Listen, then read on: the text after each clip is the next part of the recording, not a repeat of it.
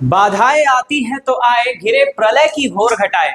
कि बाधाएं आती हैं तो आए घिरे प्रलय की घोर घटाए। निज हाथों में हंसते हंसते लौह जलाकर चलना होगा और कदम मिलाकर चलना होगा। So hello and welcome to the divine word of education. I am your biology mentor Kartikeya Shukla. और जैसा कि मैंने तुम्हें आज का ज्ञान दिया कि बाधाएं यदि तुम्हारे जीवन में आ रही हैं तो लेट देम कम, उनको आने दो, उन्हें तुम रोक नहीं सकते। यही है जिंदगी का दस्तूर। जो आ रहा है उसे आप नहीं रोक सकते, ना ही आप आने वाले को रोक सकते हैं, ना ही आप जाने वाले को रोक सकते हैं। आप रोक क्या सकते हैं? आप अपने आंसू रोक सकते हैं। आपको उन मुसीबतों को देखकर डरना नहीं है, आपको उन मुसीबतों को देख करके रोने नहीं बैठ जाना है, हाय भैया हमारे साथ तो ऐसा हो गया, अब हम क्या कर पे। तो तुम कुछ हो ना करियो, तुम करियो, तुम क्या करियो, तुम पढ़ियो, तो पढ़ लो ढंग से। तो we are going to start our next chapter और our first chapter in the high school board exam. अब आप लोग पहली बार बोर्ड एग्जाम देने जा रहे हैं भाई, आप लोग हाई स्कूल में आ गए हैं। तो हमारा जो हाई स्कूल में जो फर्स्ट चैप्टर है हमारा बायोलॉजी का, that is our life process. क्या है? Life process. वैसे इसमें आप देख सकते हैं प्रोसेस के आगे ES और लगा हुआ है, यानी कि हम लाइफ प्रोसेस, एक लाइफ प्रोसेस की बात नहीं करेंगे, हम यहाँ पर होने वाले ढेर सारे लाइफ प्रोसेसेस की बात करने वाले हैं।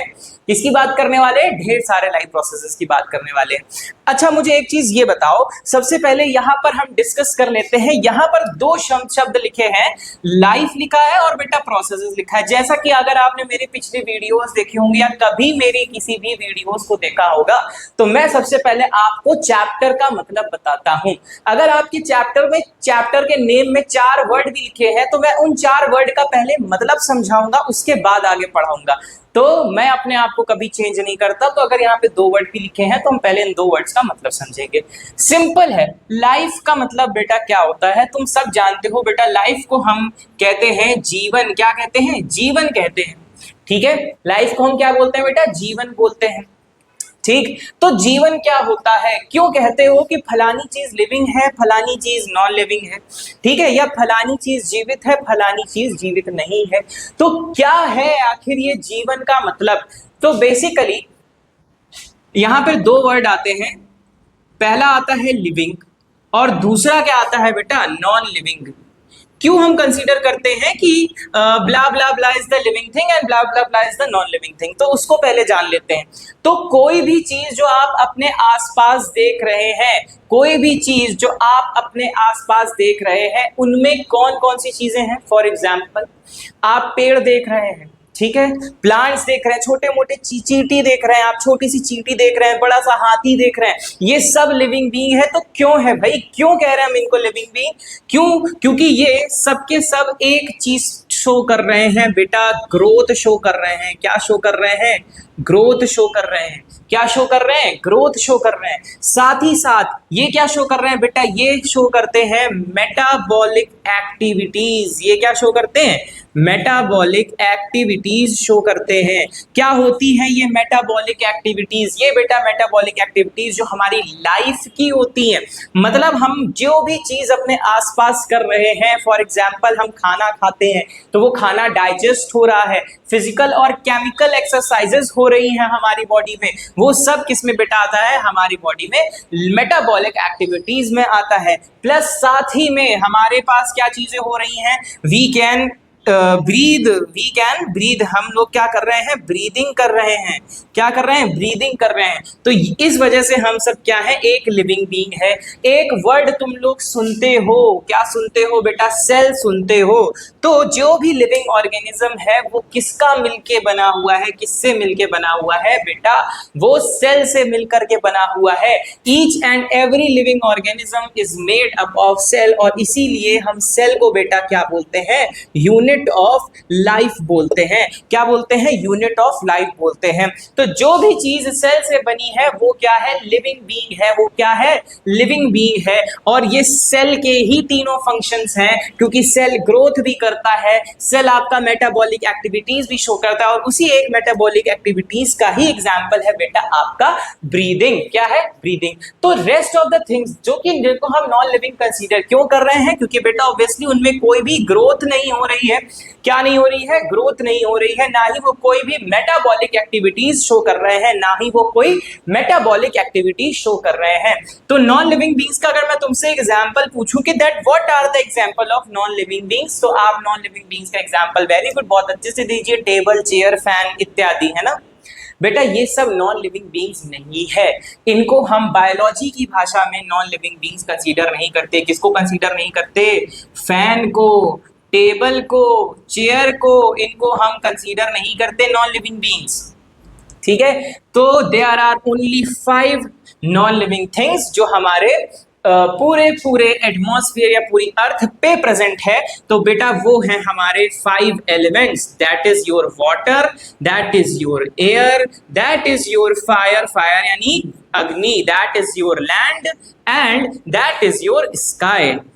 These are the 5 elements or these are the 5 non-living things that exist on the earth। अब मुझसे एक सवाल ले लो, बहुत ही बढ़िया सवाल है कि अगर नॉन लिविंग बींग्स का एग्जिस्टेंस इस दुनिया से हटा दिया जाए पूरी तरह से, अगर नॉन लिविंग बींग्स का एग्जिस्टेंस इस दुनिया से हटा दिया जाए तो क्या लिविंग बींग्स का एग्जिस्टेंस बचेगा? क्या लिविंग बींग्स का एग्जिस्टेंस बचेगा? और जिसका जवाब अगर तुम सोच चुके हो तो जरा कमेंट सेक्शन में जाकर के वीडियो को पॉज करके कमेंट सेक्शन में अपना आंसर दे दो। और अगर तुमने आंसर दे दिया है तो अब वापस वीडियो पर आ जाओ, इसको समझ लेते हैं बहुत जल्दी से।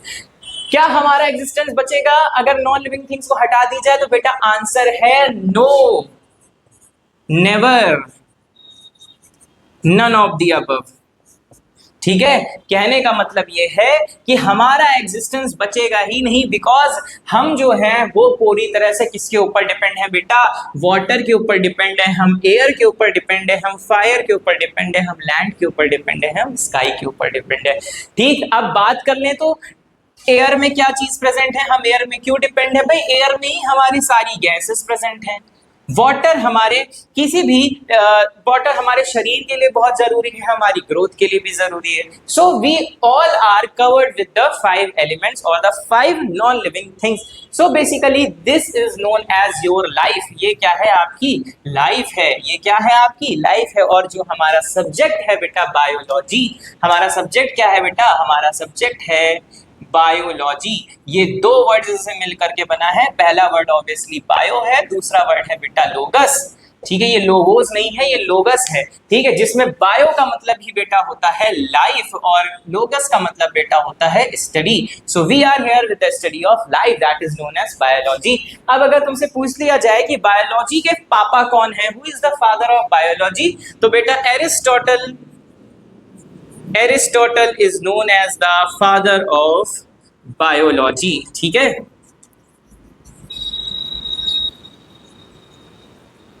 अब बेटा बायोलॉजी की 2 ब्रांचेस होती हैं, पहली होती है बॉटनी और दूसरी होती है जूलॉजी। तो जूलॉजी के पापा भी सेम है, जूलॉजी के पापा भी कौन है? सेम है, एरिस्टोटल। लेकिन बॉटनी के पापा यहाँ पे चेंज हो जाते हैं, जिनको बोला जाता है थियोफ्रेस्टस। कौन है? थियोफ्रेस्टस, ठीक है। आगे बात समझ में? इज दैट क्लियर और not?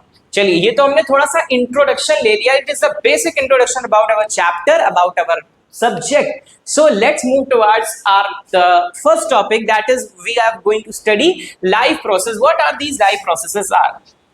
Let's have a look. देखिए बात यहां पर अगर की जा रही है लाइफ प्रोसेसेस की, किसकी बात की जा रही है? लाइफ प्रोसेस की।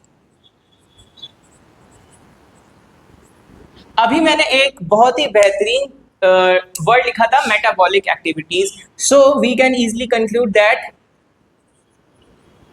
all the metabolic activities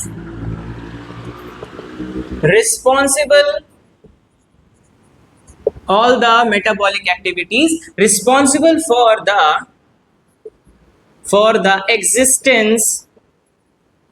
existence of life।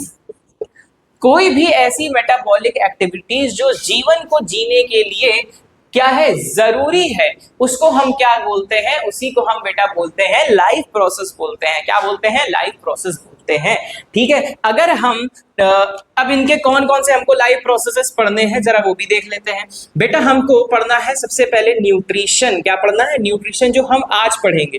ठीक है, न्यूट्रिशन पढ़ना है। दूसरी चीज हमको पढ़नी है बेटा ट्रांसपोर्टेशन। क्या पढ़ना है? ट्रांसपोर्टेशन पढ़ना है।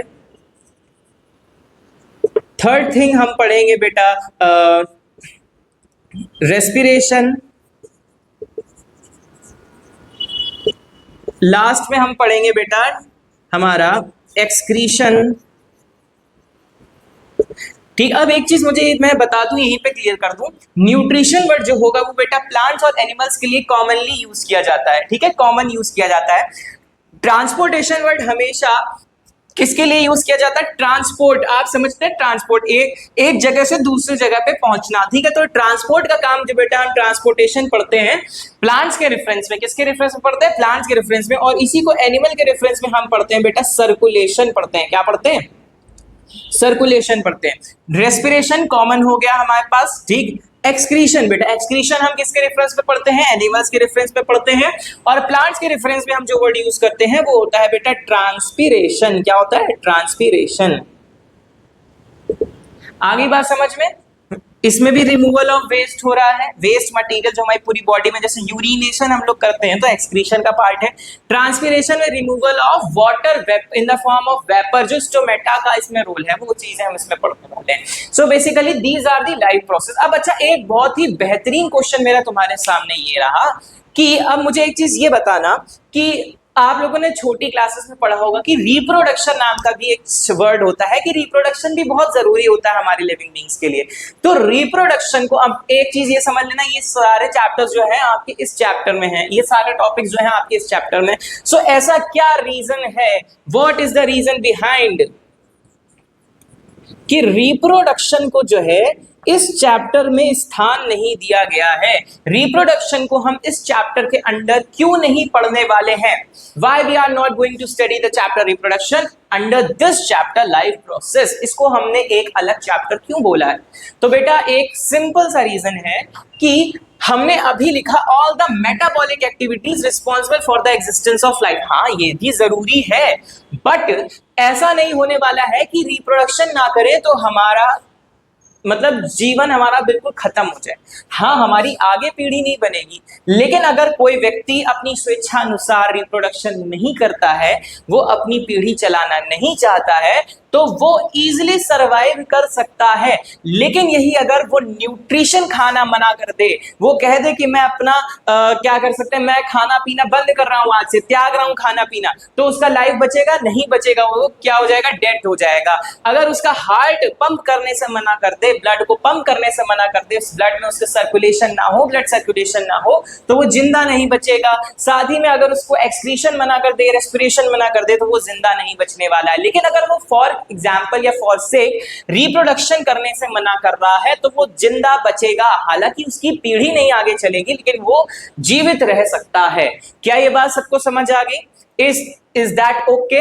सो इसलिए यह एक मेन रीजन है कि हम रिप्रोडक्शन जो है लाइफ प्रोसेस में नहीं पढ़ते हैं, हमने इसको एक अलग से ही स्थान दिया हुआ है। आगे बात समझ में? सो ये था हमारा basic introduction about our chapter. So let's start. हमारा जो फर्स्ट टॉपिक है न्यूट्रिशन। हम सबसे पहले प्लांट्स का न्यूट्रिशन इसमें कवर करेंगे, उसके बाद हम पढ़ेंगे एनिमल्स के। ठीक है, बेसिकली हमको एनिमल्स में ह्यूमंस का ही पढ़ना है।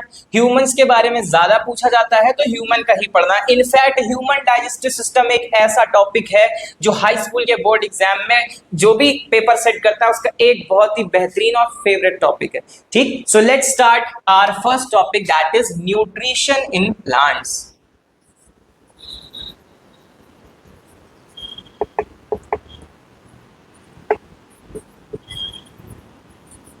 पहले अच्छा समझ लेते हैं कि न्यूट्रिशन क्या होता है, फिर प्लांट्स में डिस्कस करेंगे। ठीक है, देखिए सबसे पहले तो मुझे ये बताओ भाई कि न्यूट्रिशन क्या होता है। What do you know about nutrition? Comment कर दो, वीडियो पॉज करके कमेंट कर दो। मैं तुम्हारे कमेंट्स पढ़ता हूँ, ऐसी बात नहीं है। ठीक है, जो जो तुम लोग नीचे लिखा करते हो मैं सब पढ़ता हूँ, चाहे तुम अच्छा लिखो चाहे बुरा लिखो। जो भी बुरा लिखते हो ना, मुझे एक रत्ती भर फर्क नहीं पड़ता। तुम्हें लगता होगा कि मुझे बहुत फर्क पड़ता है, मुझे एक रत्ती भर फर्क नहीं पड़ता। तुम और लिखो, मेरी तरफ से फुल्ली इजाजत, फुल्ली छूट, जो मना है वो लिखो, मैं देख तक इग्नोर कर दूंगा। ठीक, so basically we are going to discuss nutrition की भाई न्यूट्रिशन क्या होते हैं। So anything that we intake, जो कि हम क्या कर रहे हैं, इनटेक कर रहे हैं, मतलब कोई भी ऐसी चीज जिसका हम सेवन कर रहे हैं। और बेसिकली सेवन क्यों करा जा रहा है, क्यों किया जा रहा है, for the source of energy, for the source of energy. हम कोई भी खाना क्यों खा रहे हैं, ताकि हमें उससे क्या मिले, हमको उससे मिल रही है बेटा एनर्जी मिल रही है। एनर्जी क्या कर रहे हैं, हमको एनर्जी मिल रही है। अब एक चीज मुझे ये बताना, तुमने बहुत पहले क्लास नाइन्थ की बात कर रहा हूं, हाँ मुझे पता है भूल गया होगा कि तुम लोग आगे पढ़ते जाते हो, पिछला भूलते जाते हो। तुम लोगों ने एक वर्ड बेटा सेल चैप्टर में पढ़ा था, माइटोकॉन्ड्रिया। क्या पढ़ा था, माइटोकॉन्ड्रिया। यस, ये वही है जिसको तुम लोग क्या बोलते हो, powerhouse of the cell बोलते हो। क्या बोलते हो, पावर हाउस ऑफ सेल बोलते हो। अब मुझे एक चीज ये बताओ, माइटोकॉन्ड्रिया है तो माइटोकॉन्ड्रिया को तुमने कहा powerhouse of the cell, यानी एनर्जी का फॉर्मेशन बेटा माइटोकॉन्ड्रिया से हो रहा है। कहां से हो रहा है, माइटोकॉन्ड्रिया। तो आपने ये वर्ड क्यों लिख दिया कि हम क्या कर रहे हैं, एनर्जी के लिए फूड खा रहे हैं।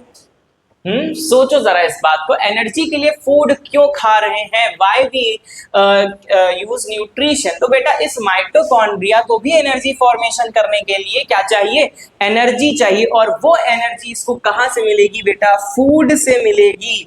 कहां से मिलेगी, फूड से मिलेगी। इसलिए ही हम बेटा फूड को क्या बोलते हैं, food is the ultimate source of energy. क्या बोलते हैं, food is the ultimate source of energy. क्या ये बात समझ में आ गई, food is the ultimate source of energy. तो बेसिकली न्यूट्रिशन क्या हो गया, इनटेक ऑफ फूड। ठीक, there are two types of nutrition. Nutrition के ऑब्वियसली टू टाइप्स होते हैं, हमको ये पढ़ने हैं। ठीक, चलिए देखें कौन कौन से। सबसे पहले हैं हमारे पास ऑटोट्रॉपिक। कौन से हैं, ऑटोट्रॉपिक। और नंबर 2 पे है हमारे पास हेट्रोट्रॉपिक। कौन से हैं, हेट्रोट्रॉपिक।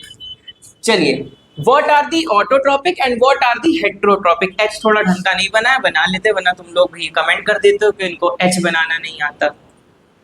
चलो अच्छा, रुको। ठीक, हेट्रोट्रॉपिक। अब बात करते हैं सबसे पहले कि ऑटोट्रॉपिक कौन कौन से होते हैं। We have two autotrophic, that are the photo autotropic and we have number 2, that is chemoautotropic.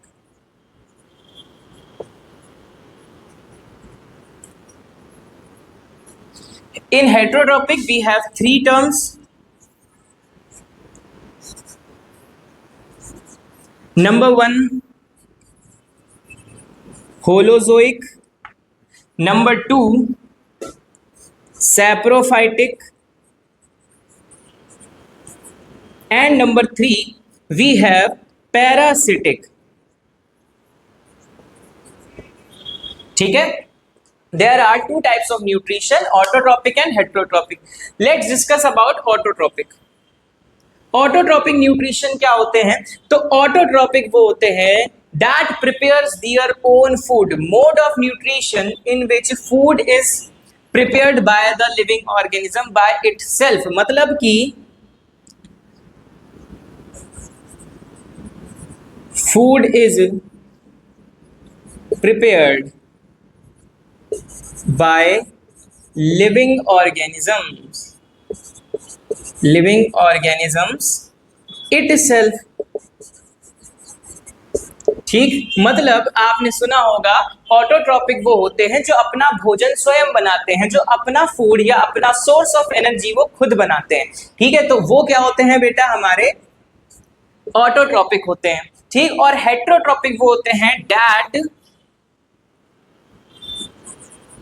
Depends, इसको ऐसे लिखो, living organism depends on other living organism for food. ठीक है, मतलब इस कंडीशन में क्या चीज हो रही है, लिविंग ऑर्गेनिज्म अपना फूड खुद बनाएंगे, और हेट्रोट्रॉपिक में ये चीज हो रही है कि फूड के लिए एक लिविंग ऑर्गेनिज्म किसी दूसरे लिविंग ऑर्गेनिज्म पर क्या होगा, डिपेंड होगा। सो ये थे हमारे ऑटोट्रॉपिक और हेट्रोट्रॉपिक। एक चीज इसको भी समझ लेते हैं कि बेटा फोटो ऑटोट्रॉपिक, फोटो ऑटोट्रॉपिक, बेटा सबसे पहले वर्ड देखो फोटो, फोटो का मतलब होता है लाइट, ऑब्वियसली जो लाइट की प्रेजेंस में अपना खाना खुद बना रहे हैं, और कीमो का मतलब बेटा होता है केमिकल, और जो केमिकल की मदद से अपना खाना खुद बना रहे हैं। तो इसमें हमारे पास ऑब्वियसली है कौन से, ग्रीन प्लांट्स, कौन है, ग्रीन प्लांट्स, और कौन से एग्जाम्पल लिख सकते हैं, साइनोबैक्टीरिया, जिसको हम बेटा बोलते हैं क्या, ब्लू ग्रीन एल्गी, क्या बोलते हैं, ब्लू ग्रीन एल्गी। अब जब कीमो ऑटोट्रॉपिक की बात करते हैं तो बेटा हमारे पास कुछ बैक्टीरियाज ऐसे होते हैं जो chemo autotrophic mode of nutrition show करते हैं, ठीक है।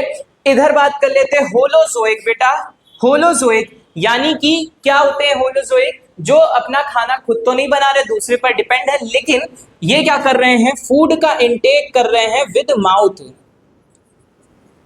ये क्या कर रहे हैं, फूड इंटेक विद माउथ, ये क्या कर रहे हैं, खाने को मुंह से निगल के खा रहे हैं, क्या कर रहे हैं, खाने को मुंह से निगल के खा रहे हैं। For example human, higher animals हमारे पास जितने भी हैं वो सब क्या कैसे हैं, holozoic mode of nutrition show करते हैं। सैप्रोफिटिक, सैप्रोफिटिक बेटा जितने भी डेड और डिके मटेरियल पे ले करते हैं, डेड और डिके मटेरियल पे निर्भर होते हैं अपने खाने के लिए। इसमें आपके बहुत से फंजाई हैं, बहुत से बैक्टीरियाज इसमें भी आएंगे, ठीक है, जो डेड और डिके मटेरियल पे लैंड करके अपना खाना कंप्लीट करेंगे। बेटा जब पैरासाइट की बात करते हैं, पैरासिटिक, पैरासिटिक वर्ड आया बेटा पैरासाइट से, और पैरासाइट का मतलब ही होता है परजीवी, मतलब जो किसी दूसरे लिविंग ऑर्गेनिज्म के ऊपर डिपेंड करेंगे अपने भोजन पानी के लिए। फॉर एग्जाम्पल अब यहाँ पे दो केसेस आते हैं, पहला केस कौन सा है बेटा, हमारे पास दो केस हैं, पहला केस है हमारे पास एंडोपैरासाइट, पहला केस क्या है, एंडोपैरासाइट, और दूसरा केस है बेटा एक्सोपैरासाइट। कैसा केस है, एक्सोपैरासाइट।